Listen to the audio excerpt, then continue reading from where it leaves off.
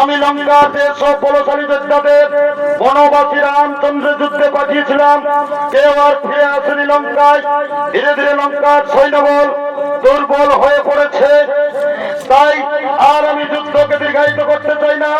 আজ আমি নিজেই গিয়ে ওই বনবাসীদের আজ আমি হত্যা করব।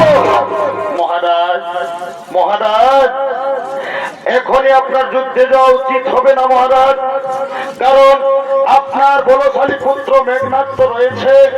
আজ আপনি আপনার ওই পুত্র মেঘনাদকে যুদ্ধে পাঠিয়ে দিন মহারাজ। হ্যাঁ, ঠিক বলেছ রে মন্ত্রী সেনাপতিগণ, আজ আমি আমার সবচেয়ে বলশালী পুত্র মেঘনাদকে যুদ্ধে পাঠাবো। কোথায় রে মেঘনাদ?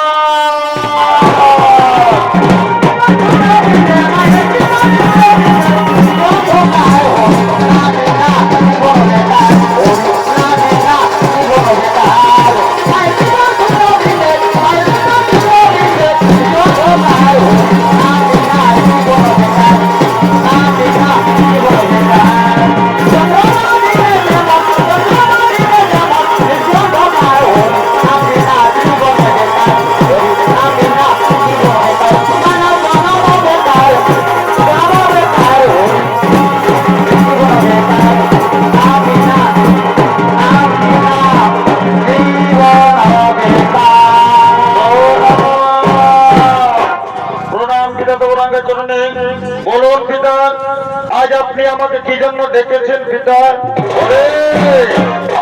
ওরে পুত্র মেঘনাদ, আমি লঙ্কার যেসব বলশালী যোদ্ধাদের ওই বনবাসী রামচন্দ্রের যুদ্ধে পাঠিয়েছিলাম, কেউ আর ফিরে আসেনি লঙ্কায়। তাই আমি সিদ্ধান্ত করেছিলাম আজ আমি নিজেই যুদ্ধে যাব। কিন্তু আমার মনে হলো আমার সবচেয়ে বলশালী পুত্র মেঘনাদ তো রয়েছে, তাই ওরে মেঘনাদ, তুই আজ যুদ্ধে চলে যা, আর ওই বনবাসীদের মাথা কেটে তুই আমার চরণ তুলে এনে দিবি।